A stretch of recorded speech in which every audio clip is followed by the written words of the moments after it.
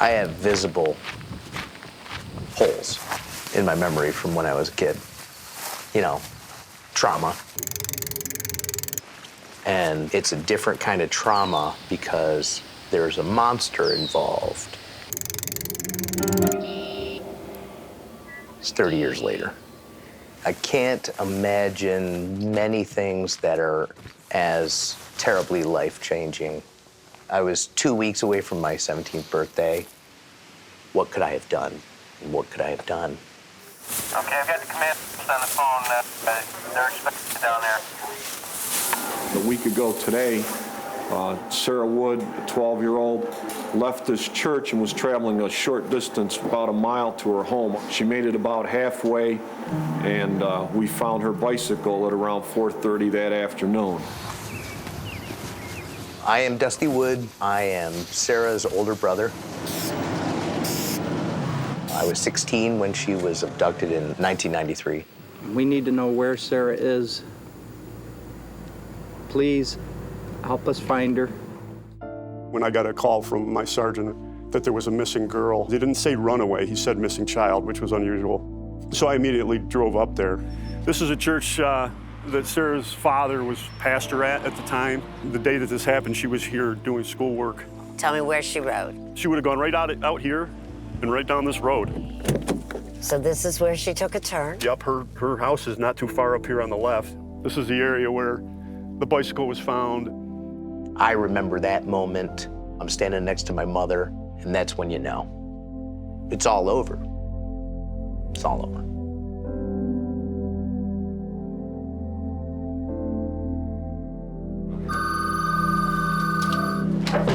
Command post Randall. We set up a station there. We could do everything out of that church. This end, right up in here. There were troopers from all over the state. All over the state there. Days went by, weeks, months. Right. Would either one of you have ever guessed the turn this case would take on January 7th, 1994? No. And this was still back in the day of where teletypes would come across. One came over about an abduction or attempted abduction in Massachusetts. 12-year-old Rebecca Savarese. She's simply walking to school. She's approached by a stranger who puts a gun to her, and that broke the entire case. She's the key. She's the linchpin. She's what made it all happen. She got away. Okay, that's what put us on to Louis Lent. Louis Lent came across as just kind of an ordinary guy. He was a handyman. I don't think anybody would have ever conceived that he was doing what he was doing. I'm Julia Cowley, retired FBI agent and profiler. He was prepared with duct tape. He had a gun with him. He had a knife with him. He had rope with him. So he was always ready. He's a child predator. You know, he enjoyed going out and driving around and, in his words, hunting for children. He killed Sarah Ann Wood. He did confess to it. But we don't have Sarah's body. Finding the body is important because then my mother could know where she is. Do you think Louis Lent will give that up? I don't know. If he does, it won't be out of the goodness of his heart. He does have a lot to hide.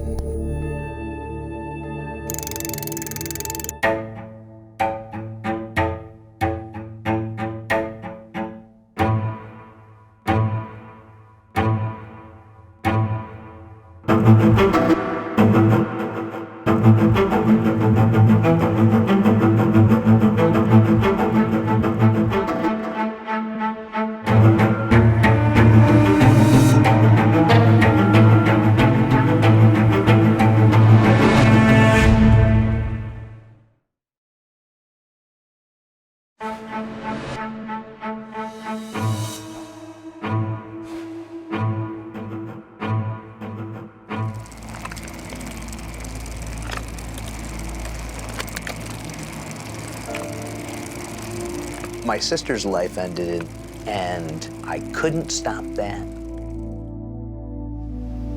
Someone hurt her and took her life. I know at the time I felt like I could have done something, but I couldn't. She was an exuberant person. She was excited to be alive. It's been a little over 3 decades since his 12-year-old little sister disappeared.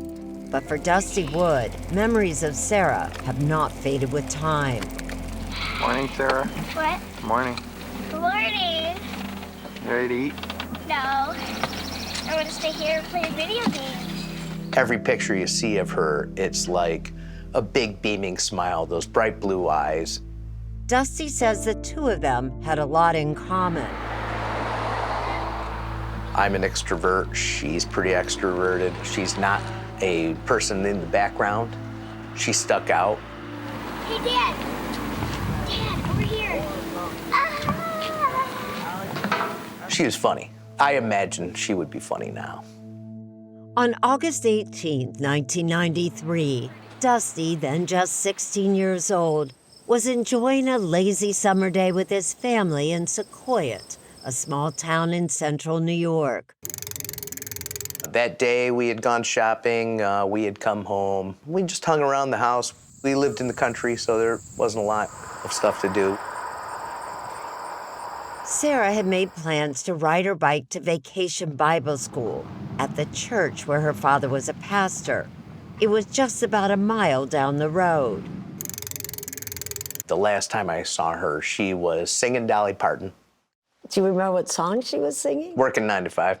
Yeah. She and I were at the front door, and so I was listening to her as she's working 9 to 5. And then she got on her bike and was like, "See you later."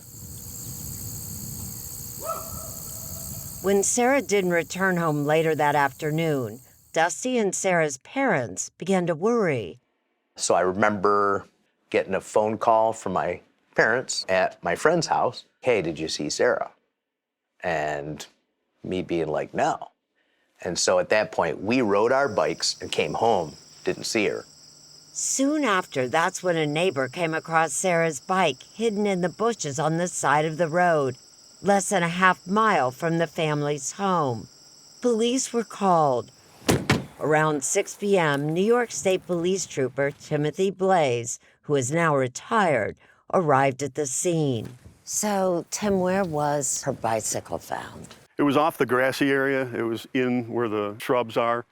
And there was also some school paperwork that was around. Some papers were blowing around. And at the time, did anyone remember seeing a truck or a child being grabbed or anything? No. I mean, she just vanished. Yeah, well, as you can see, I mean, there's nobody here really to see anything, you know? By early evening, the massive search for Sarah began. We'd be out in the woods searching for her at midnight, 1 o'clock in the morning, hoping that we find her in maybe a hole or she fell down in something. 48 Hours was invited by Sarah and Dusty's parents, Bob and Frances Wood, to witness those early days of the investigation in hopes that the media attention would help find Sarah. Hold for an officer and I'll be right with you. It would become one of the largest searches for a missing child during that time. The first day was the worst, first night. We're just checking to see if anybody have any information on the Sarah Woods case. First night, of course, I was up on the road all night, out in the woods all night. Second day, I was on the road all night, watching. Pioneer 1 to Federation Command Post. Bob Wood's tiny church was turned into a state police command post. Command post right on. The more people we can reach early on, while the thing is still fresh in their minds, the better chance we stand of maybe turning something up that'll help us. The big thing as far as the uniformed troopers are concerned is the door-to-door. Anything out of the ordinary in the past week or so? No. Can that be done with the chopper? The thing that keeps everybody going is the uncertainty. Not knowing whether she's dead, whether she's alive, whether she's a mile away, or whether she's 120 miles away. So now all I'm doing is praying and encouraging people, because they're doing all the work. We've expanded the search operation. We're probably into the area of 600 square miles. I'm getting in fresh crews. I got more crews coming in from different parts of the state. And we're going to be crawling on our hands and knees. It's really thick once we get down in there. Let's find that guy, bud. Let's go. When you're dealing with a child, it hits you personally, it hits me personally. You tend to devote 110%. Let's go. Track him. I hope we find this girl. Thank you, Lord, for this day, and we thank you now for the good food that we have. We do ask that you would be with Sarah, nourish her, protect her. Please bring her home to us tonight. How's it going, guys?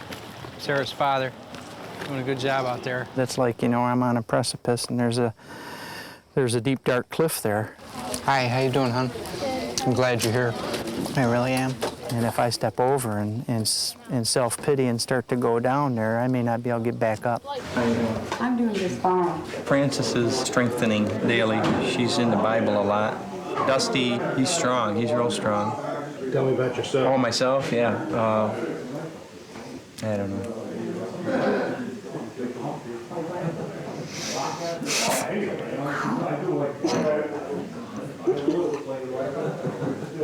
What we need is a break, a good solid lead that we can take and finish this case up with.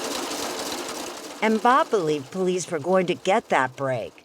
We're doing the state of Texas. If enough people could see his daughter's face. Somebody stops one of these stores and gasses up. 10 minutes later, you see my daughter.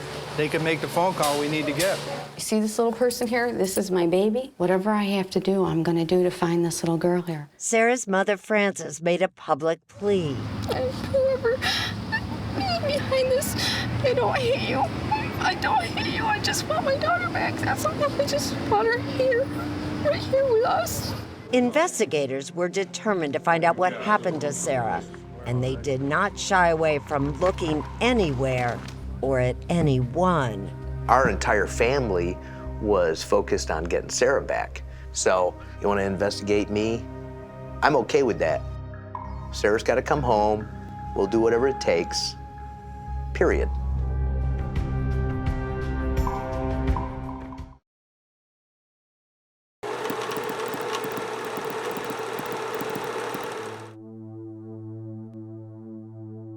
When this happened, people realized this could happen to anybody. It could be their children. Retired New York State Police detectives Reese Treen and John Fallon were state troopers when Sarah Wood disappeared in 1993. My daughter was only 5 miles from there when this happened at her grandparents' house at 3 years old. It's home. Treen and Fallon were part of the army of investigators from around the state. Thank you for your help. Assigned to search for Sarah. We had no vehicle. She didn't just go into thin air. They would join Frank Lawrence, one of the lead detectives. Something or someone had to have taken her. There it is, right there. Sarah, Channel 2. Yet despite the weeks of media attention that Sarah's case received, Lawrence, now retired from the New York State Police, says law enforcement still had very little to go on. Somebody took her, we didn't know. So when you don't know, you have to eliminate everything, every possibility. And you start local. And that included questioning the people closest to Sarah, her brother and her parents. You had to look at the woods. The woods were looked at. I mean, wasn't We have that to. tough, though? It's always difficult to do that, you know, especially in this case, because they're such good parents. Bob Wood was there every day. I'm glad you're here, though. You're helping out a lot. Every day. Investigation isn't over. This is one facet. I had a hard time going there every day. Once the Woods were eliminated, Lawrence says they turned their attention to investigating known and suspected sex offenders. Each and every one of them had to be spoken with and eliminated. And we did. We did. And they still had nothing. We got this section done. Despite the long hours and heavy manpower. Until a bitterly cold day in January 1994, 5 months after Sarah disappeared, Officer Timothy Blaze was working in the command center when a message came in via teletype, a device that police departments used at the time to share information. One came over about an abduction or attempted abduction in Massachusetts that I handed off to Frank. Another 12-year-old girl named Becky Savarese was almost abducted as she walked to school in Pittsfield, Massachusetts, 100 miles away. Becky didn't respond to 48 Hour's most recent request for an interview, but back in 1994, she did speak with me and told me her remarkable story. I was coming up here. It was 7:10 in the morning on January 7th at one of the busiest intersections in town. I was listening to my music. He was on the side of me. Like where I am? Yeah. He was saying stuff before. I didn't know what he was saying, so I took my earphones out to hear what he was saying. And then he said, "Do you see the gun I have?" And I was like, "Yes, I see the gun you have." He's like, "Just do everything I say. Everything would be perfectly okay." I was like, "All right." He had it up against you? He had it about maybe an inch away from me. Were you scared? No. You weren't scared? I wasn't scared. We turned down here to where his truck was parked. Now, he wants you to go in the truck that's over there. Right. You're not intending to go into that truck? No. If I got away, I didn't care if he shot me. I just knew I was not going to get into that truck. Why did you know that? Was that something someone had told you, or? I just felt it inside me. I knew I was not going to get into that truck. That's when Becky came up with an idea that possibly saved her life. She faked an asthma attack. I started to fake that I was like losing breath. When I was trying to take my backpack off, he tried to grab for me, and he got my backpack instead, and I just ran. Becky ran into a man clearing snow off a sidewalk who called the police. At about the same time, a witness called in with 3 digits from the truck's license plate. Investigators began searching for the vehicle. I remember it well because it was a blizzard. Despite the snowstorm, a Pittsfield officer spotted a truck with those 3 digits in its license plate sitting in a driveway in a residential area. The officer quickly called for backup. And they knocked on the door and said, who was driving this truck earlier? The homeowner told the officers a friend named Louis Lent had borrowed the truck, and he just happened to be sitting in the kitchen. When police entered the house to question Lent, he denied knowing about Becky, but willingly agreed to come down to the police station. Had Louis Lent, that name, Louis Lent, ever come up before? No, not in our investigation.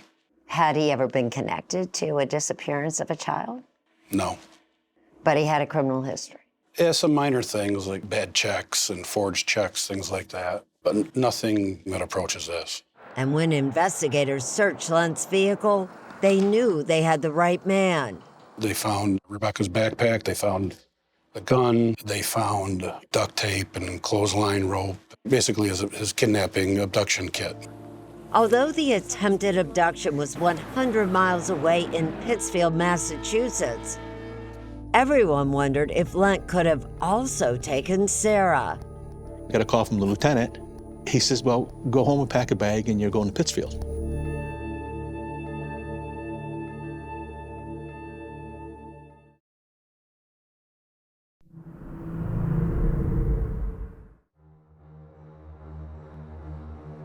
Almost 12 hours after the attempted abduction of 12-year-old Becky Savarese, New York State Police Detective Frank Lawrence struggled through a snowstorm and finally arrived at Pittsfield, Massachusetts, eager to speak to Louis Lent, but he would have to wait his turn. There's similarities, but it's a Pittsfield case, okay? They would talk to him, then we'd get him in between. And he was willing to talk to you? Yeah, he talked to us. And during their conversations, Lawrence says he and 2 other New York investigators made sure Louis Lent understood why they were there. I actually showed him this poster. And I said to him, Lou, this is who I'm here to talk to you about. So he knew that eventually we're going to be talking about this, okay? How did he react, did he? He was flat. Flat? Yeah, he was flat through the whole thing. Did that make you think he had no idea who she was? I didn't really care. I was going to find out. That's what we were there for.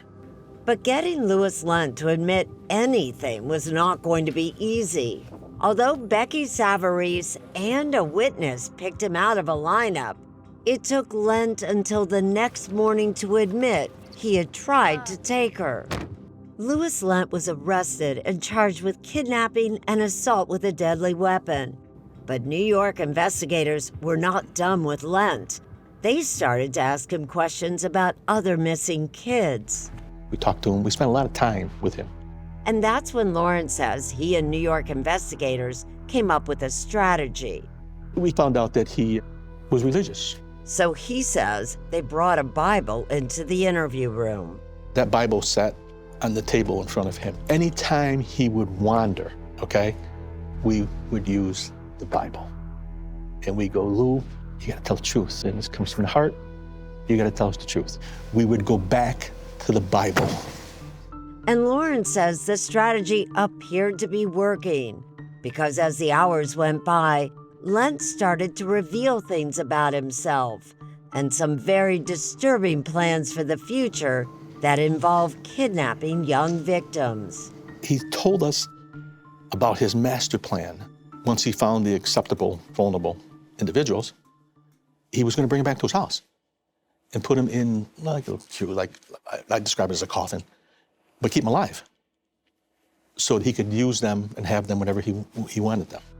Investigators would later find the beginning of his horrifying construction project when they searched Lent's bedroom and found this wooden partition wall, and things only got worse. He wanted to talk about Jimmy Bernardo. Jimmy Bernardo was a 12-year-old boy who had gone missing 3 years earlier in Pittsfield, Massachusetts. A month later, hunters would find his body. The case had stumped local investigators for years, but now Lent was about to tell everyone what had happened to Jimmy. He was riding his bike through a strip mall in Pittsfield, Massachusetts. Louis Lent was a janitor at the cinema center there in Pittsfield. When Jimmy stopped in front of the cinema to wait for a friend, that's when Lent said he offered him money to help him clean the movie theater. Jimmy agreed. And then once Lent got him inside, he overpowered him and kidnapped him. Lent told investigators he drove Jimmy 200 miles to a rural and isolated area near his hometown of Reynoldsville, New York. Then he said he strangled Jimmy to death and left him there. He had details that only the killer and the police knew. As horrific as that revelation was, investigators kept pressing him about Sarah Wood. The more we talked about Sarah, we're probing, he's responding. And then, 5 months after she went missing, Louis Lent finally confessed. Lent admitted that he had kidnapped, raped, and then murdered Sarah M. Wood. She was vulnerable. He was hunting, and he found the victim. And just like Jimmy Bernardo, Detective Lawrence says Lent's account matched details only known to investigators. Lent knew specifics about what Sarah had been wearing and details about her bike that had not been made public.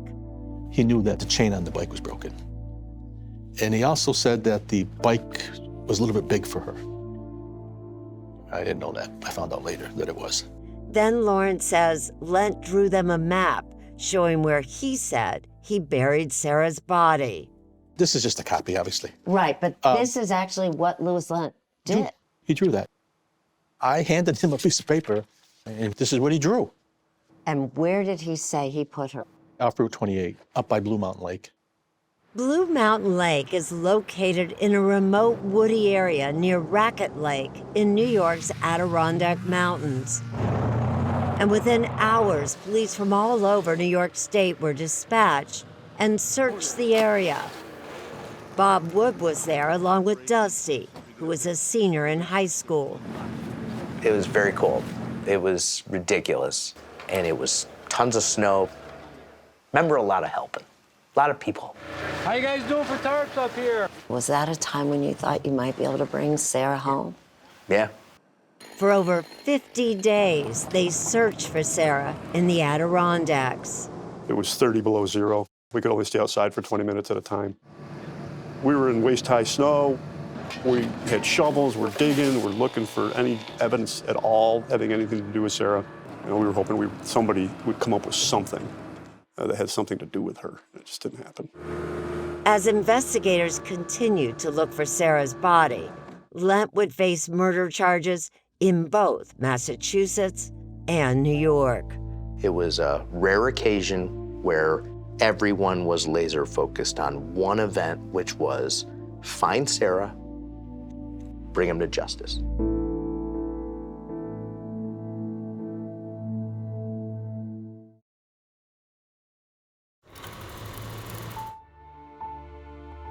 Before Louis Lent could be tried for Sarah Wood's murder in New York, he first had to face charges in Massachusetts. In 1995, Louis Lent went on trial and was ultimately convicted for Becky Savarise's attempted kidnapping and was sentenced to 17 to 20 years.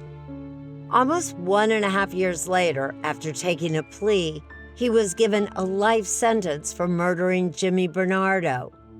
Television, radio, and newspaper outlets. And then on June 6, 1996, Louis Lent arrived at Herkimer, New York, to a media frenzy. And the district attorney wanted justice for Sarah Ann Wood and her family. Jeffrey Carpenter is Herkimer County's district attorney. He wasn't in office when Sarah Wood was murdered, but he has studied Louis Lent's case files.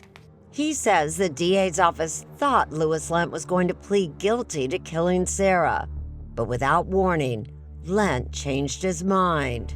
But it's my understanding that when he entered the courtroom and he saw certain members of the public, especially I think her family, he decided on that day he did not want to enter a plea. Days later, Lent would change his mind again and finally entered a guilty plea. What do you remember of him sitting there? I couldn't believe how small a man. I couldn't believe it. Not imposing. Almost 4 years after Sarah Wood was abducted and murdered, Louis Lent was sentenced to 25 years to life. He was sent back to Massachusetts to serve the rest of his life in prison. He will never cause harm to anyone else. But it was not over for the Wood family and New York State Police investigators. They still needed to find Sarah. He changes his story so often, it's hard to tell what's the truth and what's fiction. In fact, Detective Treen says Lent's original story that he buried her in the Racket Lake area turned out to be a lie. He cashed a check on August 18th in Pittsfield at 6:18 p.m. So he did not physically have time to abduct Sarah at around 2:30 p.m. and then drive to the Adirondacks, dig a grave, bury her, and then drive back to Pittsfield to cash a check. So investigators continued to visit Lent in prison, hoping that over time he would reveal where he buried Sarah and perhaps even disclose the murders of other victims. Detectives Fallon and Treen say they visited Lent in prison about 20 times. Isn't it difficult at times, though, for the two of you not to just jump across the table and grab him? No. One of the things you have to do is you have to leave hate outside of the room when you go in. They didn't push him, but during their conversations, Lent revealed that he often suffered from blackouts and claimed he had an evil alter ego that he called Stephen. He has this dichotomy, this is the word he used. He has a really good side that studies the Bible and actually was a traveling minister. Then he has this evil side, and he has these uncontrollable compulsions, is the way he put it, to do terrible things that he could not stop. Somehow, Lent managed to hide that evil side from nearly everyone he knew. Louis Lent spent the last year Back in 1994, 48 Hours correspondent Richard Schlesinger interviewed some of Lent's friends. This sidewall here, it was caving right in. Right. And he helped you with that too, huh? Oh, yes. To Phil Shalleys, who is legally blind, Lent was a good Samaritan. Just came over and said, well, I'd be glad to give you a hand.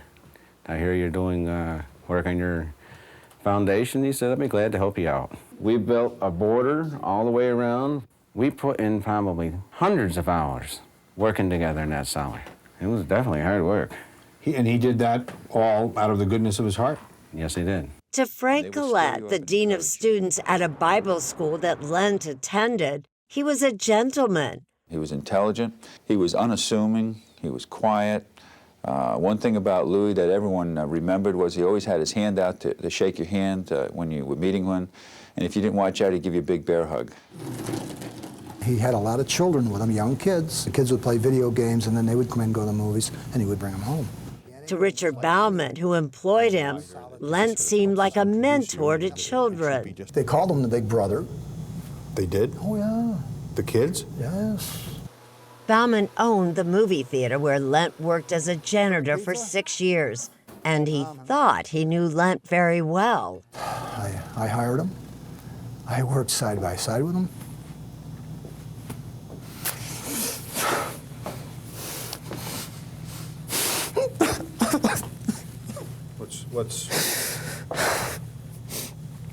Tell me what's going on.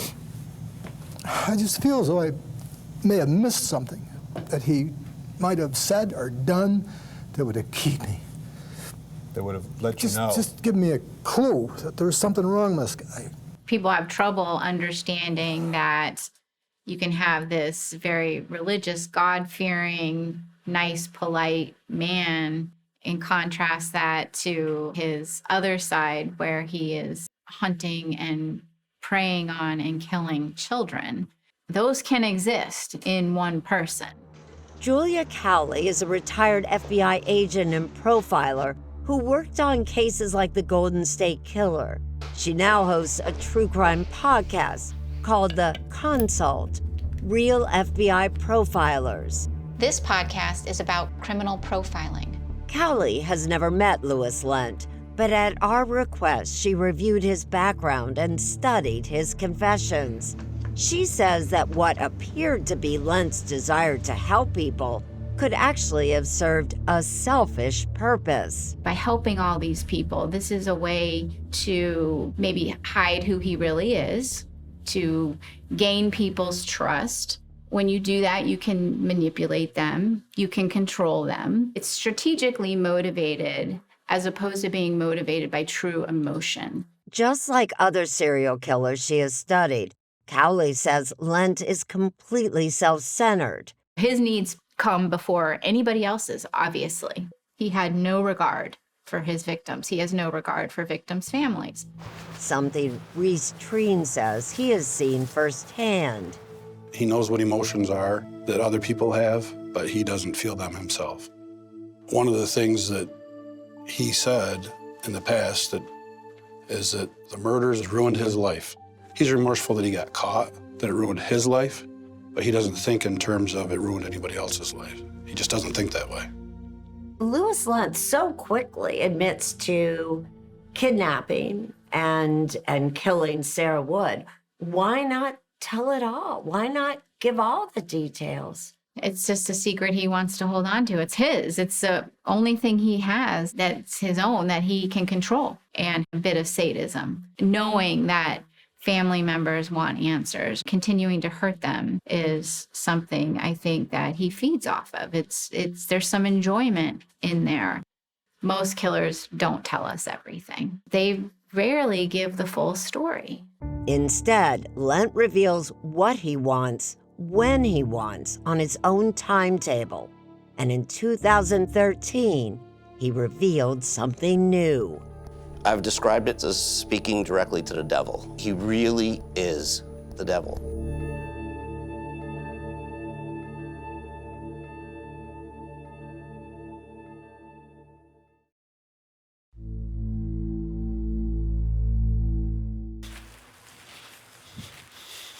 As detectives Fallon and Treen continued to question Louis Lent about Sarah Wood and other possible victims, in 2013, he made yet another confession. He ended up admitting to killing Jamie Lusher. 9 months before Sarah was abducted, Jamie Lusher, a 16-year-old teen with disabilities, disappeared in Westfield, Massachusetts, just 40 miles from the Pittsfield area. Again, he was riding his bike through a parking lot of a Friendly's restaurant. His bicycle was later found in a wooded area close by. Lent told investigators that after he kidnapped and murdered Jamie, he discarded the teenager's remains in Greenwater Pond in Beckett, Massachusetts. We had divers go actually with the Massachusetts State Police divers, and they all dove the pond, and nothing was found. As he has done many times before, Lent would later recant his confession. Authorities decided not to charge Louis Lent with Jamie's murder, hoping that one day he will lead them to his body. At this point, we're not interested in further prosecution. He's not going anywhere. At a press conference shortly after the confession, Jamie's sister talked about the grief she endured since her brother went missing. Anybody that knows me knows I talk about this. I think about this every day. It's this searing heartache, in part, that keeps authorities motivated to find the missing. So soon after Lent confessed to killing Jamie, DA Jeffrey Carpenter got permission to take Lent, who was serving his life sentence in Massachusetts, out of prison and back to New York. This time, they drove him around, hoping he would reveal anything that would help them find Sarah. So really, what did we have to lose? We had to do it. We drove to the Massachusetts border. We drove to the Vermont border. He took us to where she was abducted. He took us to where he claimed he murdered her. But after 3 long days and over 600 miles of driving, Carpenter says New York authorities ended the operation. The consensus was he absolutely knew where she was. He just was not going to tell us. Before Carpenter sent Lent back to Massachusetts, he recorded this conversation with him. You know, we spent some time here the last couple of days. Hope you feel you were treated with respect. Oh, all the way. Yeah, treated well? Yes. Well, that was our end of the bargain, right? Yeah. Right? Yeah. What was your end of the bargain? Do the very best I can to find Sarah. Yeah? Yeah. Is that what we've done? That's what we've done. I would say that I tried. I was absolutely sure that I knew the route. But when it came down to it, I could only get partial of where I actually went. What was going through your head when you're talking to him? Anger. He does not forget details. He recalls details. He recalls many things until he wants to pretend he doesn't remember. A decade after that fruitless search, in November of 2023, investigators were back out looking again, this time at the Green Mountain National Forest in Vermont, after Detective Treen identified an area with landmarks that Lent had talked about during their many conversations. Just too many things matched up. A lot of boxes were checked. What's more, search and rescue dogs taken to the area had alerted to a possible body there. So we were hopeful, optimistic that we would find something there, and we never found anything. But authorities kept looking. Earlier this year, detectives went back to the cellar that Lent worked in with Phil Shalley's to see if they missed something in 1994. The search turned up no new evidence. Do you feel in a way that you might be running out of time? Louis Lent is in his 70s. It's a concern, but that's one of the things we can't control. Regardless of the challenges, authorities say they will never stop looking for Sarah Wood and Jamie Lusher. Dusty Wood says he chooses not to think about Louis Lent. Every day I'm less angry because I devote my energy to positive things. Every year, Dusty and some family members participate in the Ride for Missing Children. Ready? Rolling! A 78-mile bike ride that was created in Sarah's honor by Bob Wood. The riders wore jerseys that were turquoise and pink, the colors that Sarah wore when she was abducted. Riders stop at schools along the way to talk about abduction prevention. The most important thing for us as a family is to protect kids and make sure that if there's anything that can be done to protect them from monsters like Louis Lent, that it be done. Writers pay silent tribute to those children whose families hold out hope that they will be found alive, and to children who went missing and are never coming home, like Sarah M. Wood. Dusty says he and his family are grateful to their community, who have supported them since the beginning. There'll be never a way to repay the kindness of strangers that opened up the possibility of giving the best chance to my sister. He's not sure if they will ever find his sister's body, but he is at peace. I'm waiting for the day I see Sarah in heaven, and I know that day is coming, and that makes me feel good.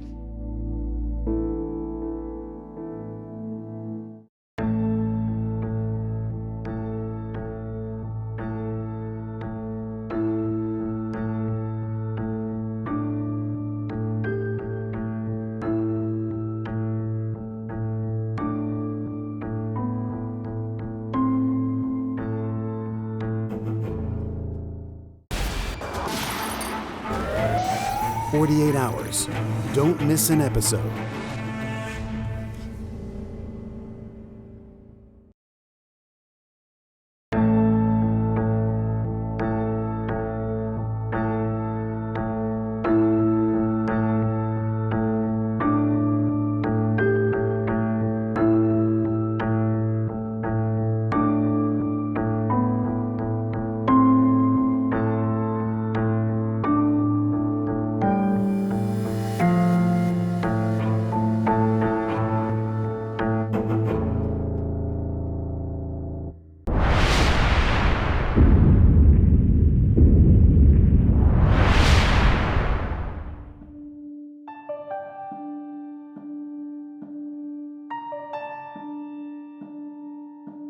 Part of the naivety and the beauty of youth is you're invincible. You know, at 20, you don't think anything's going to bring harm to you. In 1989, Tiffany Sessions was a 20-year-old college student at the University of Florida. She was really warm and friendly, always had a smile on her face, fun. She was, I would say, a really fun-loving girl. My name is Kathleen Frezza, and I was Tiffany's roommate. Short outfit for college. When she came back from Christmas break, she had started exercising. She's like, I've been walking, I've been losing weight, I'm feeling really good. She's like, come with me. So at certain times, I would go with her. On February 9th, I did not go with Tiffany. She left around 4:45. 5:40 rolls around, the sun's going down, Tiffany's still not back. It was very unlike her. I went out, I got in the car, I drove around the route to see, I don't know, maybe she fell down and she hurt herself, but nothing. I never heard from her again. She's a smart kid, she's resourceful, and if she's in trouble, she's going to be doing everything she can to get out of it. And I just hope that if anybody's got her, they know that we're willing to do anything to get her back. What would you say to her if you could now? I love her. How long will you look for her? No, I think till the day I die. I mean, how do you not look for your kid? You can't stop.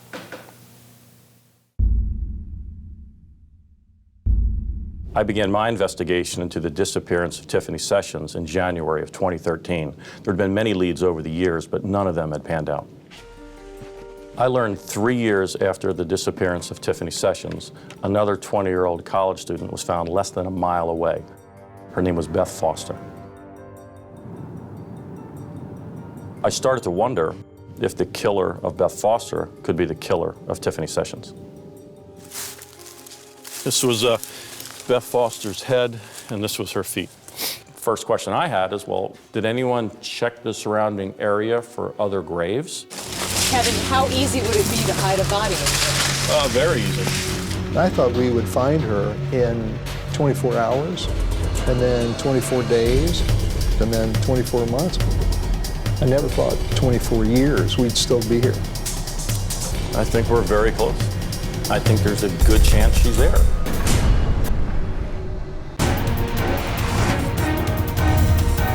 I'm Tracy Smith, tonight on 48 Hours.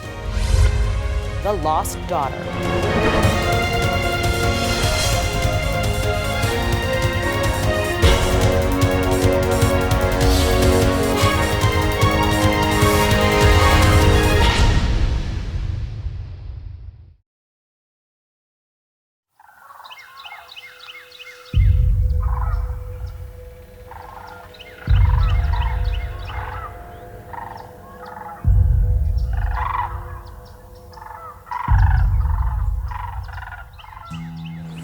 Hey, can we gather around? Come on, guys.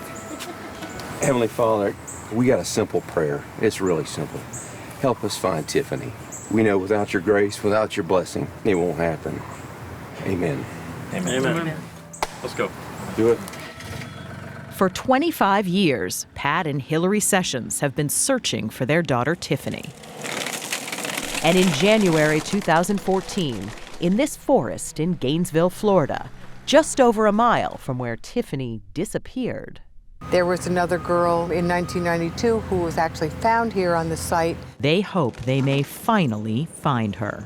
I am extremely optimistic. What are you feeling going into this excavation? Are you nervous? I'm a lot more nervous than I thought I would be. I've done other searches, and this one I'm a lot more nervous about because it may not be true, but it sort of feels like a final hurrah.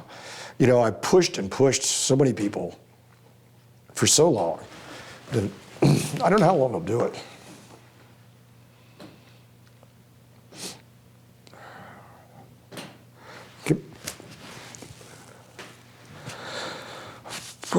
Sorry. Do you think the emotion comes because maybe it's the end, or maybe it's not? Yeah, I don't know. It needs to end. Everybody needs closure on this.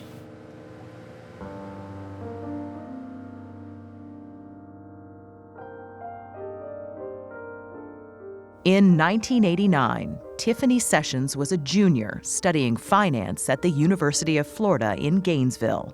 She had dreams of running a company one day. She knew what she wanted to do. She knew where she was going to go. She was determined to make something out of herself. Tiffany had a good role model. Pat Sessions was a well-known marketing executive for a giant real estate company in South Florida. He oversaw the creation of Weston, one of the biggest building projects in the United States. She kind of wanted to be like Dad, follow in your footsteps? I've been told that by her friends. Pat and Hillary divorced when Tiffany was just 8 months old. Hillary was in the U.S. Air Force, and as she traveled around the country, she brought Tiffany with her. I was the mom. I was the dad. I was the disciplinarian, the provider. There wasn't anything that we didn't do together. And we worked as a team. You called her your masterpiece. I did. Because I only had one. I worked really hard on making sure that she was as nice on the inside as she was on the outside.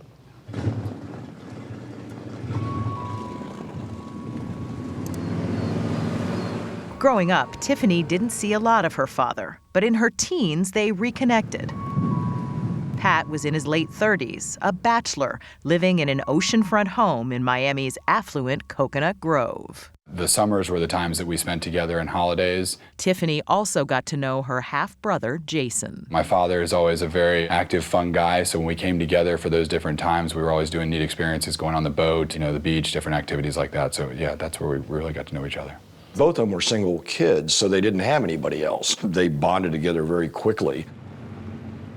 But for Pat, missing out on so much of his daughter's childhood had taken its toll. It was a lot of catch-up. you know, and overcoming a lot of bad history between her mother and I. Tiffany was very close to both her parents. Kathleen Frezza, Tiffany's college roommate. She loved her mom, and they had a very special relationship. She spoke with her frequently, almost daily, I would say, on the phone. With her dad, because she was able to renew that relationship with him, that was really very touching for her. And when Pat bought his daughter a Rolex watch, Kathleen says Tiffany never took it off.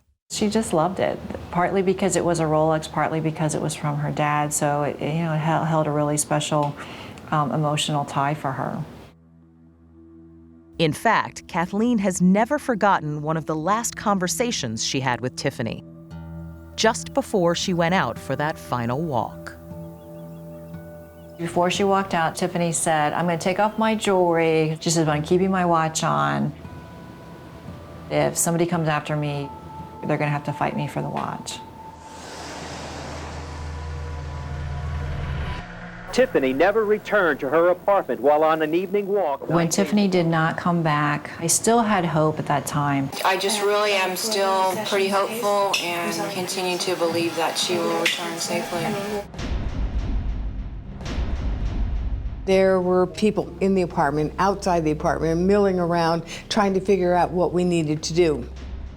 The day after Tiffany went missing, Pat and Hillary arrived in Gainesville. I got here and I didn't even rent a car. I did a cab because I assumed all this was going to be over relatively quickly and Tiffany would give me a ride back to the airport. But Pat knew the situation was serious when he learned that Tiffany had left the apartment with only her watch and her Walkman. She didn't have her wallet, her driver's license, her car was there, and that was the scary part. You know, all that stuff was there, and we were all starting to get nervous as the day went on. I think there was a sense of urgency here. Jim Eckert was one of the lead investigators on the case. This young woman didn't have any, I guess, baggage, as it were. It wasn't like we had a boyfriend or some strained relationship. She was a good student. She was pretty much always on the mark. So for her not to have shown up was pretty unusual. She's a smart kid, she's resourceful, and if she's in trouble, she's going to be doing everything she can to get out of it. Pat sprang into action. He put his marketing skills to work and organized one of the largest missing person searches in Florida history. I need your help. I need the word to get out on Tiffany. From day one, he was so driven, he ran like a business. He really did. We're attempting to find Tiffany, and we're just investigating every lead. Pat brought in Wayne Black, a private investigator who specialized in recovering missing children.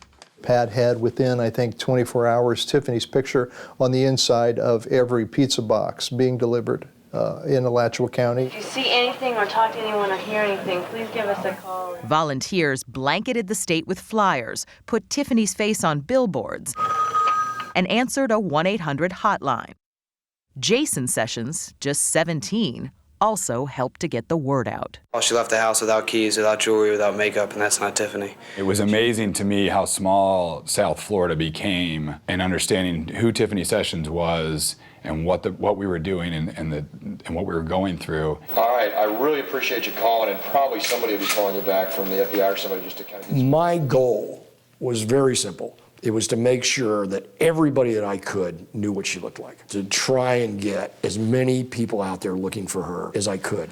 I'm curious whether that helped you with the emotional side of things, Yes, to it be did. able to look at this from a business marketing point of view. Yes, because I felt useful, because I felt in control. For every 50 people that pass out a flyer, one story that you all can run does 100 times that. Pat set up press conferences and recruited his famous friends, like football legend Dan Marino. What I'm going to try to do to help this team is to try to call on all my friends throughout the NFL. Today, you can push a button and you reach 1 million people on Facebook. You can try to get some nationwide coverage for Tiffany to try to help her. In those days, TV was my Facebook.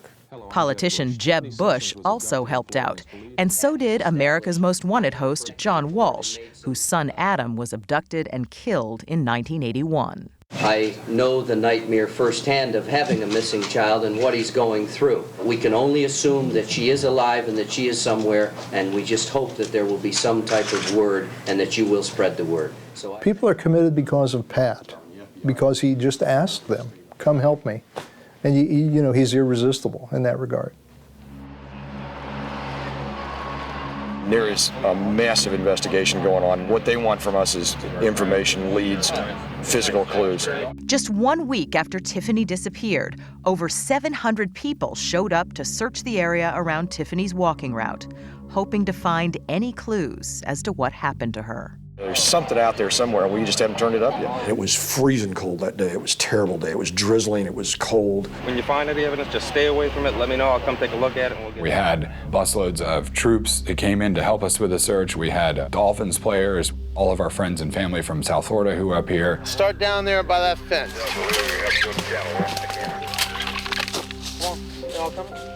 We went real hard at the area where she walked, trying to find the Walkman, trying to find her watch, trying to find anything. And it turns up? Zero. Absolute zero.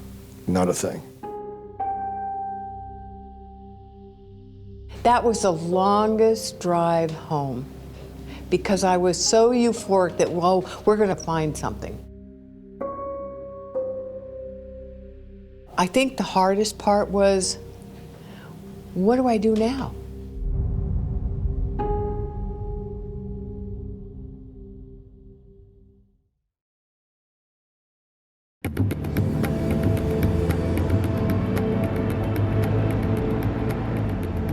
In your trying to solve the case, I would imagine you went up and down this road. A lot. Awful lot. A lot. Former Detective Jim Eckert still remembers every step of the walking route he thinks Tiffany Sessions took the night she disappeared. This was all thick woods.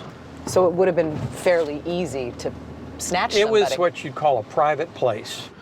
This was a huge construction site with a lot of people coming and going. He always wondered if Tiffany's abductor could have worked here at Hunter's Run. We talked to certainly as many as we could. And nothing. Nothing.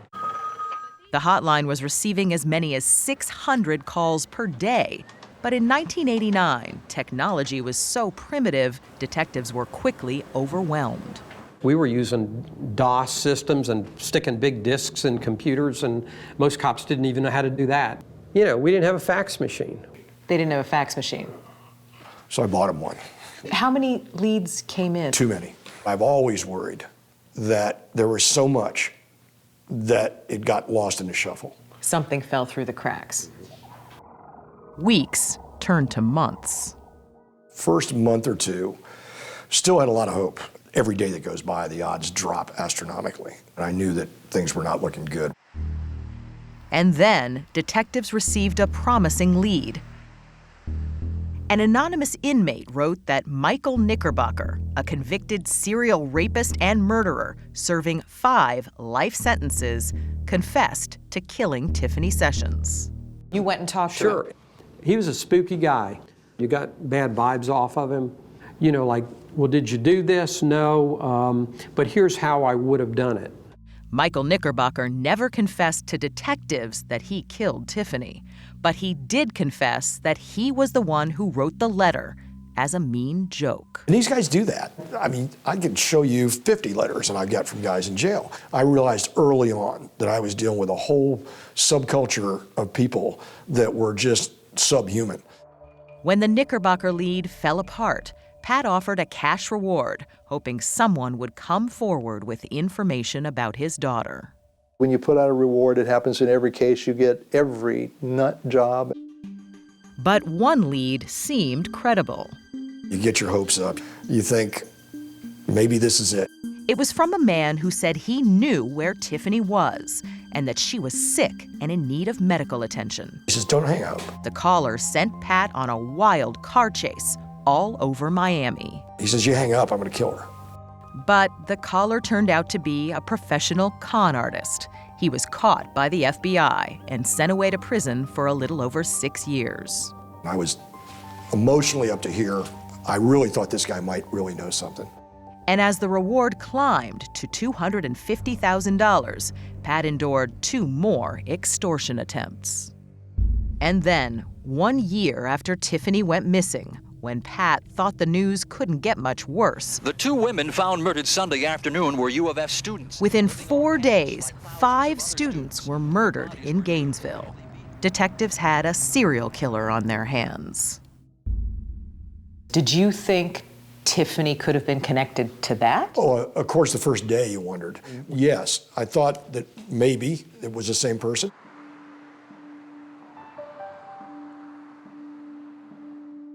Weeks later, an ex-con named Danny Rolling was arrested.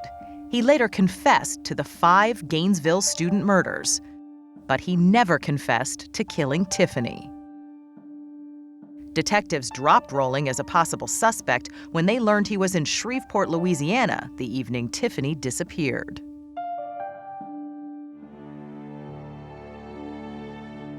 The biggest challenge always in a case like this is to keep everyone motivated. When the leads dried up, private investigator Wayne Black tried to keep the momentum of the investigation going. The case got cold, so you have to remind them it's still a kidnapping, it's obviously a homicide, and let's work it. And Pat and his team kept working it for 25 years. Was there ever a time that you wanted to give up? Yeah, I'm not gonna lie about that. I mean, there was times early on when I was just overwhelmed and didn't, and the frustration of not knowing what to do. And the good news was, even when I'd start to slow down, everybody else pushed me. And no one pushed Pat more than this woman. In 2006, Sadie Darnell became the first woman elected sheriff in Alachua County. She was just a young cop in 1989 when Tiffany disappeared, and that memory stayed with her. It was very jarring and very scary and very haunting to think that that could happen in our midst, and then this many years later, still having it unsolved. Throughout the years, even though she was never actually assigned to the case, Sadie would mail and fax Pat words of encouragement. September 15th, 1995. Patrick, I know this must be difficult for you to maintain a constant struggle for Tiffany's case. I've always believed it can and will be solved. I have loyalty to you. The overall goal is for you to have Tiffany back, and in some time in the future, peace. Call me anytime to vent, strategize, coordinate, kick butt, etc. Etc. Always, Sadie. So when Sadie became sheriff, one of her main goals was to set up a cold case unit and find out what happened to Tiffany Sessions. In January 2013, Sheriff Darnell hired Detective Kevin Allen to do just that. He's one of the best I've ever seen. In fact, I kept asking, where has he been all my career? This is the kind of guy that gets the cold case stuff. That's the kind of person that you need on this. She told me very matter-of-factly, I want this case solved during my tenure here. And Sheriff Darnell told Detective Allen that she wanted him to focus on one man, a convict by the name of Paul Rowles. I'd been in that case for a couple weeks. I'd never read the name, never heard the name. She said, get down and talk to him. Talk to him right away. Time is of the essence.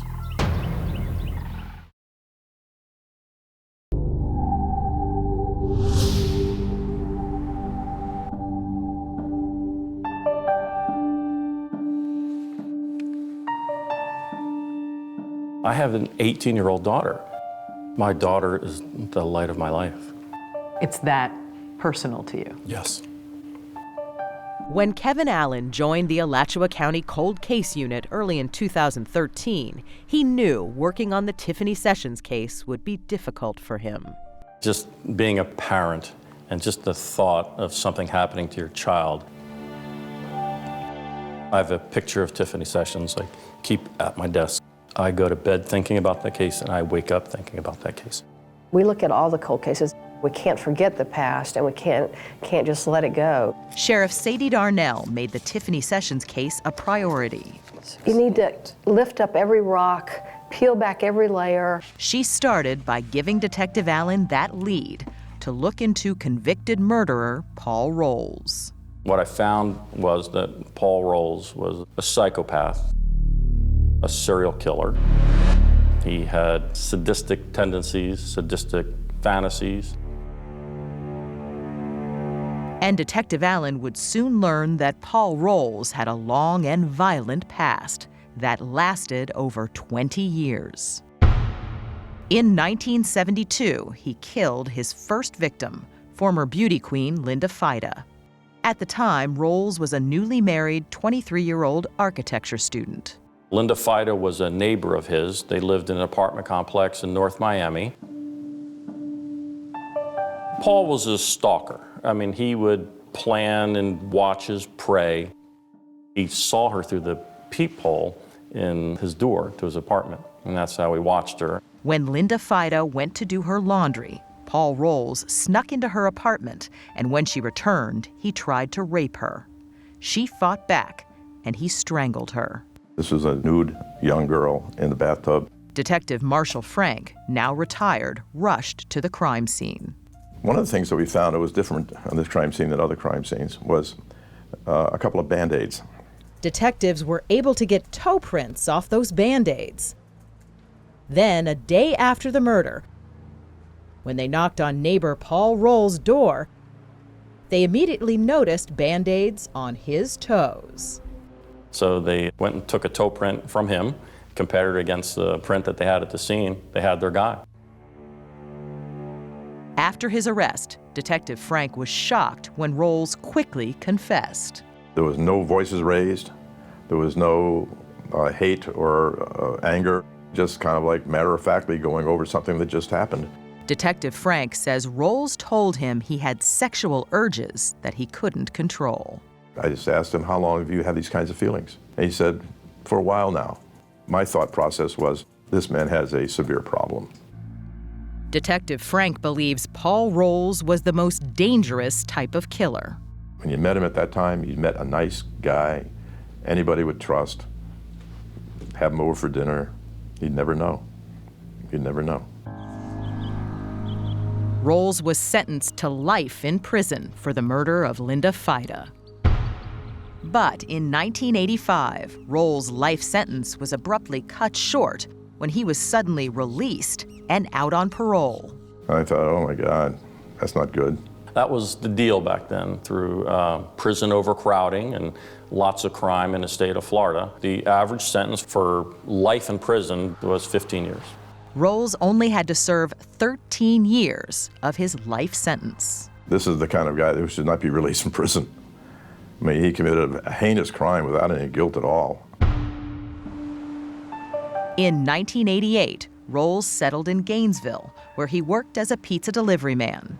He also had another job putting up scaffolding on that apartment complex Hunter's Run, located right on Tiffany's walking route.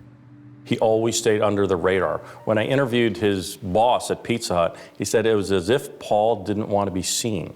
He just maintained an extremely low profile, as many serial killers do. In 1989, just 1 year after Paul Rowles moved to Gainesville, Tiffany Sessions disappeared. How could somebody just totally disappear off the face of this earth with no evidence? And it turns out Rowles did not show up for his pizza delivery job on the day Tiffany vanished. And then in 1992, just 3 years after Tiffany went missing, Beth Foster, that other college student, was found murdered just 1 mile from where Tiffany went walking. Every time something happened up here in Gainesville, I was concerned. Tiffany's mom, Hillary, immediately thought that the two cases could be related. You thought back then, back in 92, Absolutely. that this could be a serial killer. Absolutely. The same guy who murdered Elizabeth Foster could have taken Tiffany. Mm-hmm. Yep, and I've said that all this time, but nobody wanted to listen to me. Private investigator Wayne Black says at the time, police couldn't link Rowles to either crime. Remember, we didn't have the forensics that we have today. We were really in the dark ages.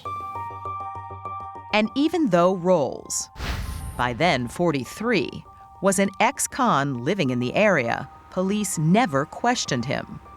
And just 2 months after Beth Foster's murder, he quietly left town.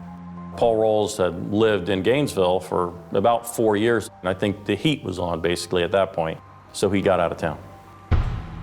And in 1994, Rowles struck again, this time in Jacksonville, when he raped and attempted to kill a 15-year-old girl.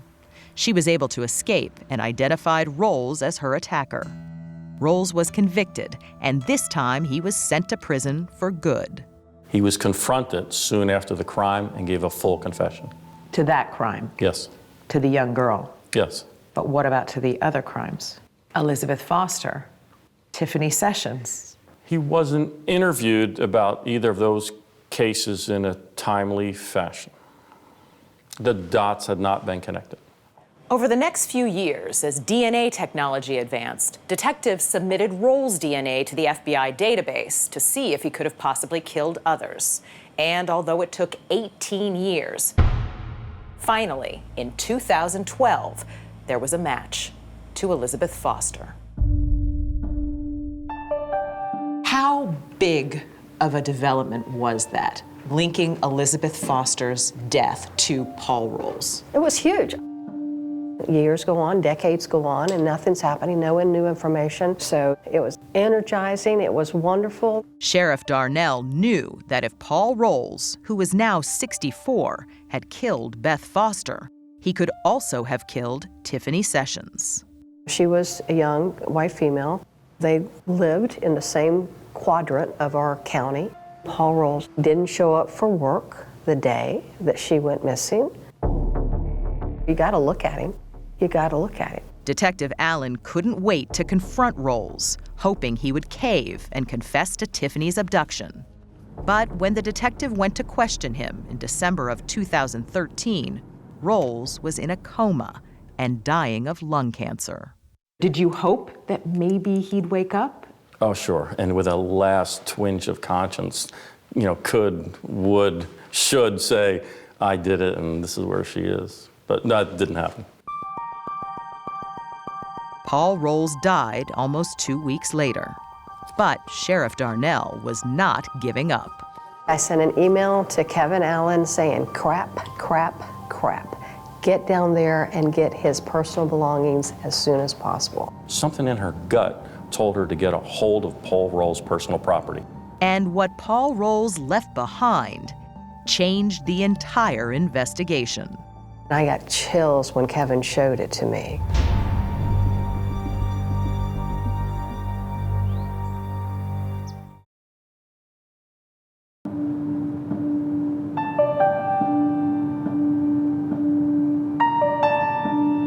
When Detective Allen went to retrieve serial killer Paul Rowles' personal belongings from jail, it was 24 years after Tiffany Sessions disappeared. It was just one box. He didn't think he would find much. And it's just a lot of letters and loose writings and stuff. But then he came across Rowles' address book. I said, I should copy this. This might be relevant. And there in the dead center of the book is a date, 2/9/89. I went, oh my gosh, because that's the day Tiffany disappeared. Then he saw what Rowles wrote next to the date. Then number 2. I knew Linda Fida was his first victim, and chronologically, Tiffany Sessions would have been his second victim. I almost fell down when I saw it. What was going through your head? We have a possible link to the Tiffany Sessions disappearance from Paul Rowles' personal property. It's a huge break. Lucky. Really lucky. And that's not all that was in the address book. Rowles had also written down the names of all of his other victims. Linda Fida, Elizabeth Foster, and the 15-year-old girl Rowles raped and attempted to kill in Jacksonville, a minor whose name we won't disclose. Some serial killers like to keep a diary. Some keep artifacts. Some like to write down what they've done, a feeling of accomplishment. Look what I did. I've got 2, 3, 4. I said, can I see it? This could be the smoking gun piece of evidence Sheriff Darnell has been looking for all these years. I was literally shaking, holding it, to see it and to see the depth of what that meant. After all these many years, there's a possibility, just a possibility, that this case could be solved. Once he discovered the address book, Detective Allen ordered up cadaver dogs to search the site where Rowles buried Elizabeth Foster. They all alert about 20 feet from where Beth Foster was buried. So what did that say to you? There's human remains here. And it could be Tiffany. It could be Tiffany Sessions. He obviously was in a comfort zone there. He left Beth Foster there for a reason, so he may have left multiple bodies there. So on January 13th, 2014, just 1 month away from the 25th anniversary of Tiffany's disappearance, Pat Sessions and Detective Allen have gathered a team of people to help at the excavation. 25 years ago we started. I hope we're going to finish.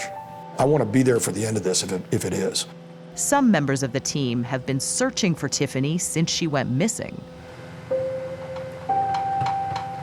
I've probably been on over 20 searches for Tiffany. Dr. Michael Warren is a world-renowned forensic anthropologist, an expert in identifying human bones. I've had Tiffany Sessions' master file on my desk for 21 years. He's been actively involved in the search for Tiffany since 1991. She's just been one of the cases that I would really like to resolve. And he knows it is not going to be an easy task. It's very hard to go out and do an organized search over such a large area, so we've got to be pretty aggressive.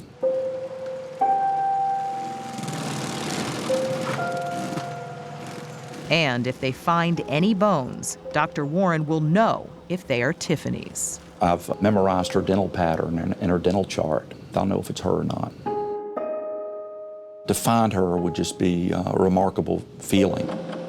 Their plan to dig for 5 days. I feel good about the operation. I feel good about the people on the ground. So we're all thumbs up, trying to stay positive. After clearing the trees, they now begin the tedious job of sifting through every bit of dirt, looking for pieces of human bone. And in the afternoon, they do find a bone. But it's not human. It's a deer bone.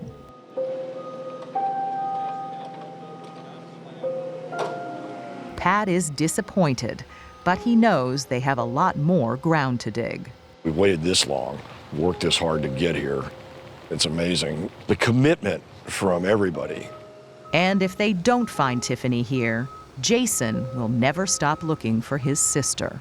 I don't have any doubt if I drop dead tomorrow, that he'll just keep on going. And I hope he doesn't have to.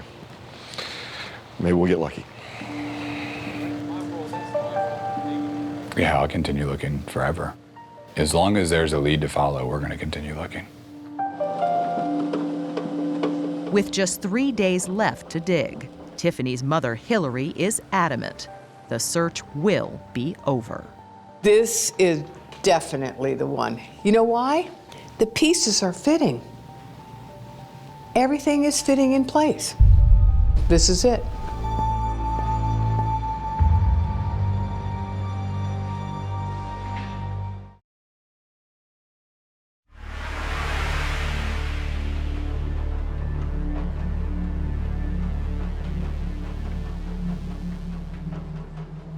Is it hard to imagine that Tiffany might be in that spot? I don't know what's worse, having absolutely no idea what happened to her, or having someone as bad as Paul Rowles having done it.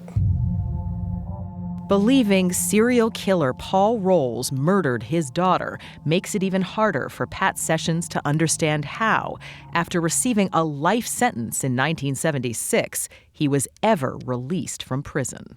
That makes me sick. Tiffany would probably be alive today if they hadn't let that guy out.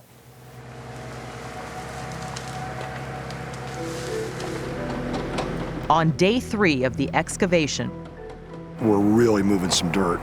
There isn't a chance we're missing anything. Pat starts to wonder if Rowles may have buried Tiffany someplace else.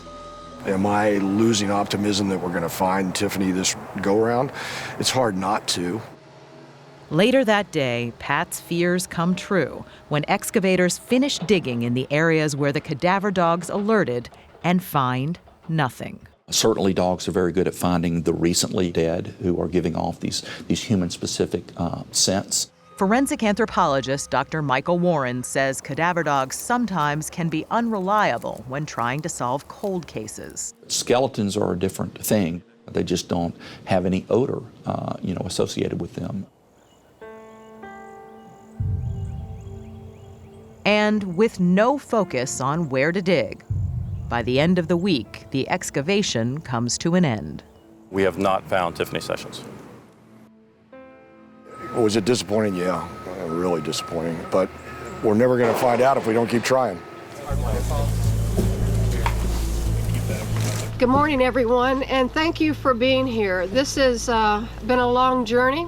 And then, just 3 weeks after the dig, Sheriff Darnell goes public about Paul Rowles. He was in this community. He murdered in this community. He had made comments about this site being a dump site. Darnell hopes that someone will know something that leads them to Tiffany's remains. If you had any involvement with him, if you know of anyone who had involvement with him, bring it forward. For Pat and Hillary, there's a sense of finality to this moment. They think they have their man, even if they don't have their little girl. And above all, they're grateful. I want to thank the people who have come over the last 25 years. They're especially thankful to Detective Kevin Allen. This is the guy that's made everybody work. He's the one who gave Pat and Hillary the answers they've been longing for. I think he solved the case. I think we found who took Tiffany. I believe that. I think anyone who has children is touched by the case of Tiffany Sessions, especially myself. I know the sheriff, too. Oh, yeah, you take care. It was an emotional day for all of us. Tiffany's case is still officially open, but over the years, Pat and Hillary have tried to bring closure to other parents of missing children. Hillary has worked with advocates on child protection legislation, and Pat works directly with families. You try to find something, as corny as it sounds, try to make some meaning out of something, try and do something positive out of a terrible thing. And I think that's the best thing I could do. If somebody calls me, I'm there.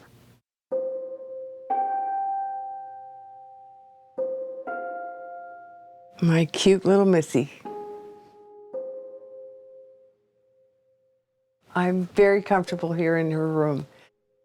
On bad days, like sometimes her birthday, I come and sleep here in the room because I just feel very close to her at that time.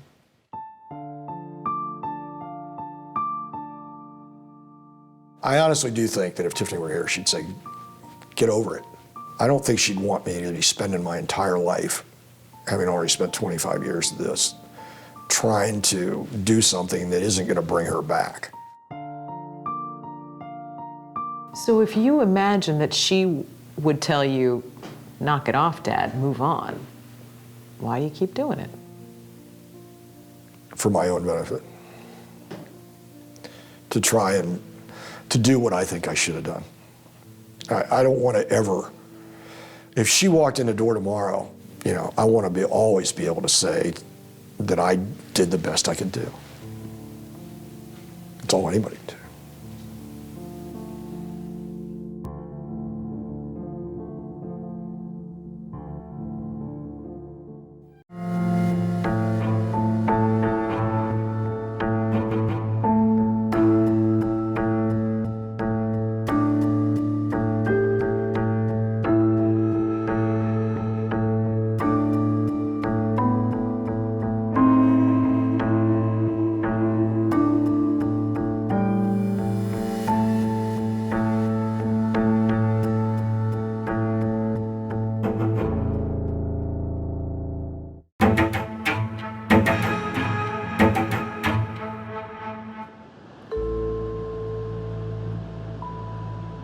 I love his smile.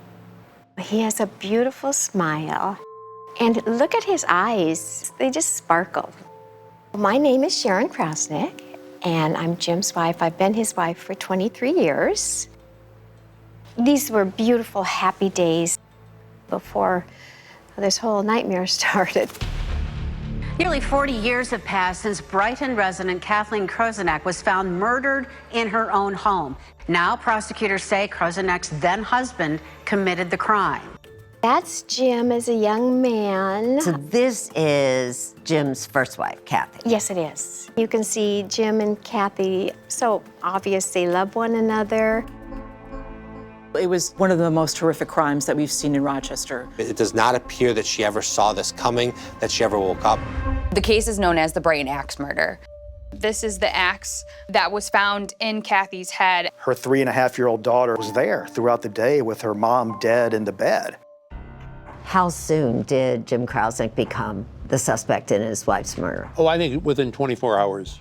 They felt that there just wasn't enough evidence to charge him at that point. They went through the years thinking, we're going to get something. It just went cold. James Krausnick will stand trial later this year for the murder of his wife in their Brighton home nearly 40 years ago. No other physical evidence at the scene points to anyone other than James Krausnick. Basically, it became, who else could it be? If Jim Krausnick did not kill his wife, who did? Larrabee. Early on, police learned about this fellow who was living not far from the crime scene. This evil man that lived so close to Kathy and Jim. Well, he was a one-man crime wave. He was a psychopath. They ignored him. I have absolutely no doubt that James Krausnick killed Kathy Krausnick that morning. So you're saying that this man, who had never shown any sign of violence before and never shows any violence after, snaps one night in his life and puts an axe in his wife's head? Yep. Yeah. Jim is a decent, loving human being. There is no way Jim would ever have done anything like that. James Krausnick just doesn't look like an axe murderer. No, but Ted Bundy didn't look like a serial killer. I did not murder Kathy.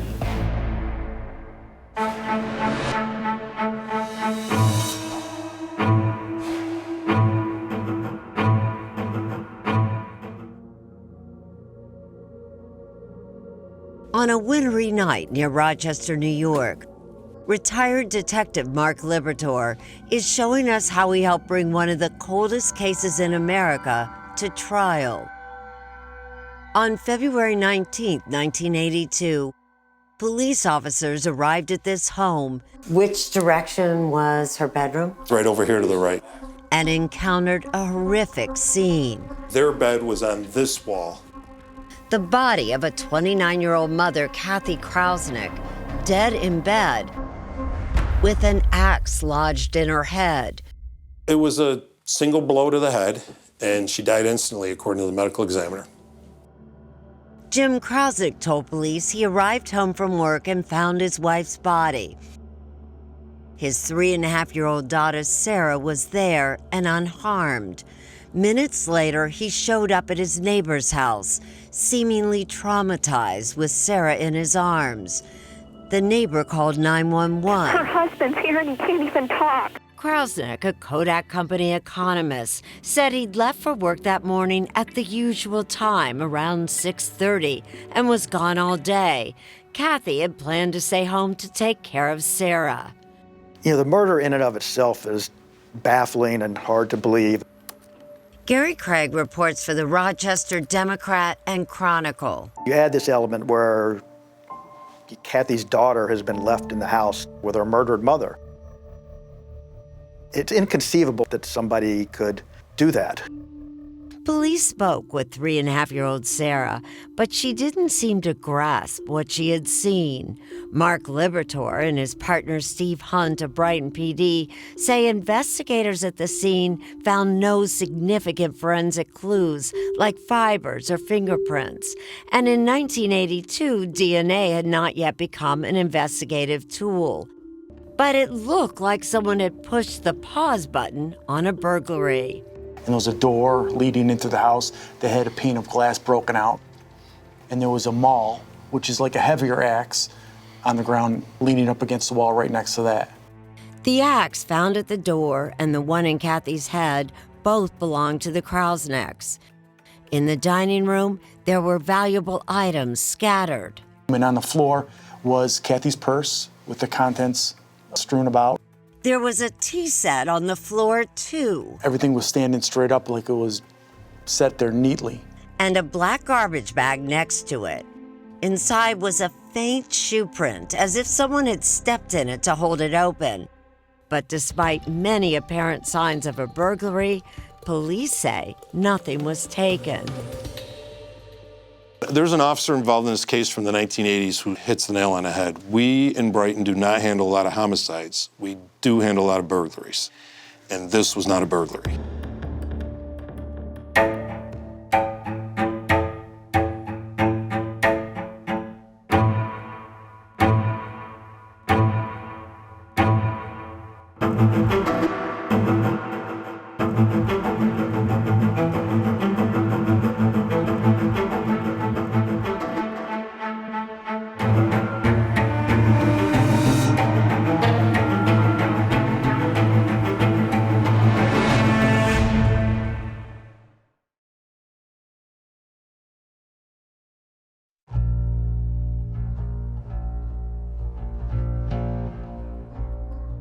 Investigators suspected the burglary at the Krausnick home was staged to cover up Kathy's murder. And they began to focus on her husband. Let's face it, I mean, more often than not, it's the husband. But could Jim Krausnick have committed such a brutal murder and left his baby daughter alone in that house? We spoke to friends and family who said the couple had seemed happy. Kathy and Jim had grown up in the same small town in Michigan. They met in high school, began dating in college, married after graduation, and had Sarah in 1978. She was just so excited about her daughter, just so excited about her. Kathy Krausnick's friend, Kathy Behe, And you can tell how beautiful she is. says she was a warm soul who lived for love, but remembers feeling that the last time they saw each other, just 6 months before the murder, something just didn't seem right. Not the vivacious Kathy that I remembered. What was the next thing you heard? I got a call from my sister, and she told me about Kathy being murdered. If Kathy and Jim were having trouble, they kept it to themselves. But police discovered a pamphlet in the couple's car that offered services, including marriage counseling. And when they went to Kodak, they learned that Jim Krausnick had gotten his job under false pretenses, claiming to have a PhD when he had never actually completed the program. There was also Krausnick's behavior. Initially, he was cooperative. He was willing early on to give statements. Krausnick had spoken to investigators that night and the next morning, even agreeing to another meeting that afternoon. But when the time came, he was gone. Less than 24 hours after he found his wife murdered. Yes. Krausnick's parents had driven from Michigan and returned there with Jim and Sarah. When Rochester authorities followed them to Michigan, Krausnick continued answering their questions and even provided hair and blood samples. 10 days after the murder, he hired a lawyer. Police had a suspect, but they needed to establish exactly when the murder had happened. Back in 1982, the time of death gave a very broad range. The science was that you really could not pinpoint. Autopsy findings reportedly narrowed the time of death to between 4:30 a.m. and as late as 7:30 a.m., an hour after Krausnick claimed to have left the house. With no direct evidence against him, nor any clear motive, authorities didn't want to try their luck with a jury. No one was ever charged with a crime. Krausnick and Sarah eventually moved out west. He would briefly wed twice more, and in 1997, he ran into Sharon James, an old friend, when sparks flew. And he asked me out, and from then on, for 2 years, we dated. Sharon says he told her about Kathy's 1982 murder, but didn't offer details. And I didn't want to pry because he would start getting emotional. What was it that made you fall in love with him? Jim is so honest. He's so loving. I wanted to be a part of his family. They married in 1999 and lived in Seattle. Sharon had no idea that more than 2,000 miles away in Rochester, New York, someone else would set her sights on Jim Krausnick. Monroe County District Attorney Sandra Dorley. Kathy really needed to have justice. In 2015, the FBI provided resources to help Brighton police with their investigation. I mean, you look at all those boxes of paperwork and evidence, it's daunting. Detectives Mark Liberator and Steve Hunt of the Brighton PD took the lead, and they too became convinced that the evidence pointed to Jim Krausnick. So on April 16, 2016, we were just having a lazy Saturday morning, and then all of a sudden the doorbell rang. Hi, Mark Liberator. How are you? You wanted to surprise us. Absolutely. Probably a little bit surprised why we're here. Did Jim at that point think, maybe I better call a lawyer? No, not at all. On the contrary, she says her husband welcomed them in. Hopefully you get some good news. We just want to kind of revamp everything, go through everything again with you. They said, we think we know who killed Kathy and we need your help. In that type of a tone. Yeah, I'm sure you think about this, who could possibly have done this? For a long time. But then, Sharon says, Detectives Liberator and Hunt suddenly turned up the heat. Did you have anything to do with this? I didn't kill Kathy. I disagree. Well, then, I think you did. You could see his heart pounding through his shirt. I know he did not murder his wife. Sharon, how can you be so sure? You only have Jim's word for it. No, when you're married to a man, you know his heart and you know his soul. Jim could never, Aaron, never in this world do something so horrific. But the detectives still hope to find what investigators 40 years ago were never able to find: a smoking gun that tied Jim Krausnick to the Brighton Axe murder. Now, you have to remember, back in 1982, there was no such thing as DNA testing. So my first thought was, what can we test? We sent the evidence from 82 back to the FBI lab. The results? There was no DNA evidence that directly tied Krausnick to the crime, but none tying anyone else to the murder either. The most important thing was finding the absence of someone else's DNA within that home. But to charge Jim Krausnick, they wanted to prove his wife had died before he had gone to work. We need a definitive time of death.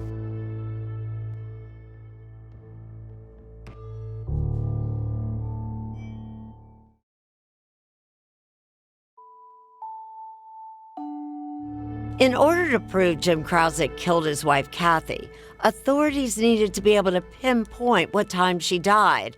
Back in 1982, the medical examiner was only able to say that Kathy was killed sometime between 4:30 and 7:30 a.m. And since then, other experts have agreed with her. In 2018, prosecutors then turned to Dr. Michael Baden. Baden, a forensic pathologist, has been hired to work on a who's who of whodunit cases, from O.J. Simpson to the assassination of JFK to the reported suicide of disgraced financier Jeffrey Epstein. Using the same file from 1982, Baden said it appeared Kathy died at about 3:30 a.m., hours before Jim Krausnick said he left for work. He's the only medical examiner to reach that conclusion. Some people may say that we're looking for an opinion. But if, in fact, Dr. Baden had agreed with the other medical examiners, would you have hired him? Absolutely not. Prosecutors went before a grand jury, and Krausnick was indicted on November 1st, 2019. Do you have any doubt about Jim Krausnick's guilt in his wife's murder? I have absolutely no doubt. Attorneys Bill Easton and Michael Wolford both believe Jim Krausnick had zero motive for murder. They had a wonderful relationship. They had a wonderful family. Jim Krausnick went to work. Someone came in and killed Kathy Krausnick. We think that someone was Ed Larrabee. Ed Larrabee, a monster just down the road. He was just a violent son of a gun and terrible, terrible human being. Larrabee hunted women. He was a psychopath. Before dying in prison, Larrabee was locked up for a total of 32 years on charges that ultimately included attempted murder, robbery, and his sixth specialty, rape.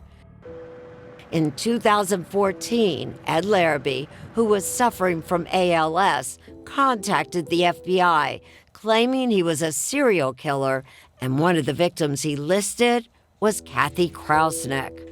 Larrabee lived very close by, and she was someone that he was going to prey on. The idea that decades earlier Ed Larrabee might have murdered Kathy doesn't come as a surprise to investigators. Everybody from back in that time frame is familiar with Ed. Police went to question him shortly after Kathy's murder, but Ed Larrabee wasn't talking back then. They filed their report and then backed off. And is it fair to say the police dropped the ball in that case? Because you've got a sexual predator within minutes of the house and they don't do anything more than visit him once? Oh, I think it's very fair to say that. To have apparently ignored Ed Larrabee in 1982, whether he did or didn't do it, it was just a major lapse in the investigation. I don't know that I'd use the phrase drop the ball. And unfortunately, the officer and the sergeant who approved that report are both deceased. Still, the FBI and detectives Liberatore and Hunt don't believe Ed Larrabee murdered Kathy. This is a guy who has a long history of hurting women, and he's confessing to killing Kathy Krausnick. Yeah, but his confession was way off base. Why are you so sure it's not Edward Larrabee? Because his confession didn't match up to the facts. As simple as that. Larrabee said Kathy had dark hair when in fact she was blonde, that she was heavyset when she wasn't.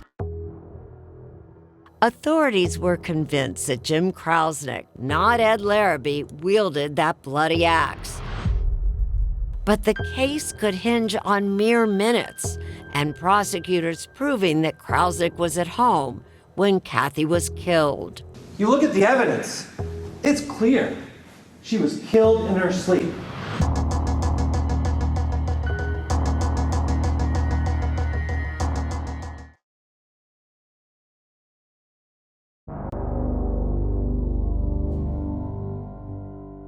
Opening statements today for the James Krausnick trial. The stage was set for a gruesome drama in search of its final act. Really, how would you describe the last 40 years on your family? This has been a terrible, it's just god-awful. And Kathy's cousin, Susie Jakumovich, witnessed the shift in Kathy's father, Bob Schlosser, who today believes Krausnick is a killer, but for years was certain his son-in-law was innocent. I just didn't think that he would do such a thing. I mean, had there ever been a real serious problem in their marriage that anybody had heard of? No, not that I knew of. But investigators believe the marriage was secretly crumbling. He snapped, is what we believe. He just snapped. People look at Jim Krausnick. He just doesn't look like an axe murderer. What's the axe murder look like? Bob says that over time, Krausnick began separating Sarah from her mother's family. We didn't see Sarah anymore. not only was Kathy taken away, Sarah was taken away. Sarah's a grown woman now, firmly standing by her dad, as sure that he's innocent as prosecutors Constance Patterson and Patrick Gallagher are certain he's Kathy's killer. No doubt at all. Absolutely no doubt in my mind. Time itself had been a daunting challenge in this case, so investigators pursued evidence that didn't rely on the frailties of memory, like the physical crime scene. I wanted to not only prove that Kathy was clearly killed in the early morning hours, but also prove that it was a staged burglary. Authorities argued the scene was staged by someone who had no idea what a burglary looked like. The house wasn't ransacked. In fact, there was cash on the dresser in the room where Kathy was killed that wasn't taken. The broken glass, the placement of that maul. They wanted us to believe that the maul was used to break that pane of glass. That silver tea set, barely disturbed. And when you looked at the pieces that don't fit, the reason they don't fit is because it was a staged burglary. Then there was that faint shoe print investigators found inside this garbage bag. The only way that gets in there is when the bag is being opened, when items are being placed in that bag. And somebody is putting their foot on there so they can hold it open? So you're stepping on the edge of that bag, holding one edge, and you're placing that silver in the bag. Investigators say the print was from a boat shoe. There's a picture in that bedroom where you can see next to the bed, you can see these boat shoes. And whose shoes are those? And those are James Krausnick's shoes. But the shoes Krausnick wore back then were not tested to see if they were a match. And his lawyers say it's not just the wrong theory, it's the wrong man. They say it's Ed Larrabee, that career criminal, who before he died had confessed to killing Kathy. He lives 4-minute walk away. But there's the problem of Larrabee's M.O. Remember, he was a repeat sex offender. Was there any sign that Kathy had been sexually assaulted? None whatsoever. Do you believe that there was tunnel vision in this investigation? I think there was this overwhelming urge and desire to solve the crime, and it had to be Jim Krausnick. Cameras were allowed into the courtroom as lawyers made their final pleas. The mystery of Kathy Krausnick's death remains to this day, and we submit it has not been resolved by this trial. Common sense tells you this was a staged burglary. Those are the only reasonable inferences that can be drawn from this case. There are no eyewitnesses. There are no ear witnesses. There is no direct evidence. That was the case 40 years ago, and that's the case now. But Gallagher reminded the jury that pathologist Michael Bodden put Kathy's possible time of death at 3:30 a.m. Common sense tells you she died early that morning. As we said at the outset, there is no new evidence, simply a new opinion by Dr. Bodden. We don't think that cuts it. The case would now go to a jury.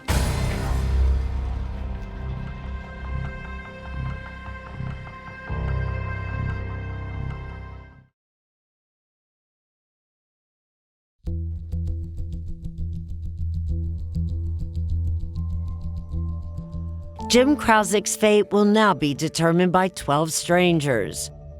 Altogether, it takes the jury less than 10 hours of deliberations. The foreperson, please rise.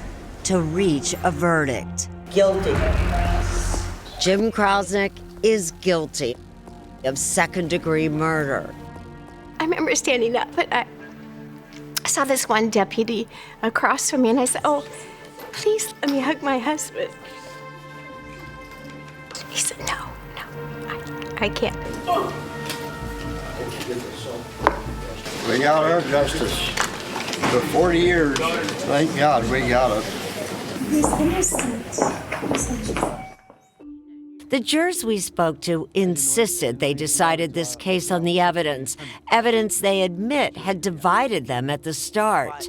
I just kept thinking someone else really could have done this. The forensics did not point to anybody else. The most important thing to me was the staged burglary scene. They said that the stage scene was a critical clue, and there was something else they seemed to agree on, that it was impossible to say exactly when Kathy died. We threw out all of that testimony. It meant nothing to us. But their verdict means everything to Krausnick's heartbroken daughter, Sarah, who spoke on her father's behalf at sentencing. I've been blessed with the most extraordinary parents. Sadly, they have both been taken from my life. My mother's killer got away with her murder, and my father's life has been taken by a failed justice system that convicted him of a crime he did not commit. But Sarah's grandfather, Kathy's father, has a different message for Jim. And Jim, I hope you live to be 100 years old and enjoy your new home. And finally, it's up to Jim Krasnick himself to take one last opportunity to address the court. I did not murder Kathy. I love Kathy with all my heart and with all my soul. The judge is unmoved, giving the 71-year-old Krasnick 25 years to life behind bars. You're going to stand by him no matter what? Oh, absolutely. But 6 months after Jim Krasnick was sentenced, he died of cancer in prison. Sharon, Sarah, and Jim's legal team are appealing the verdict, hoping to clear his name.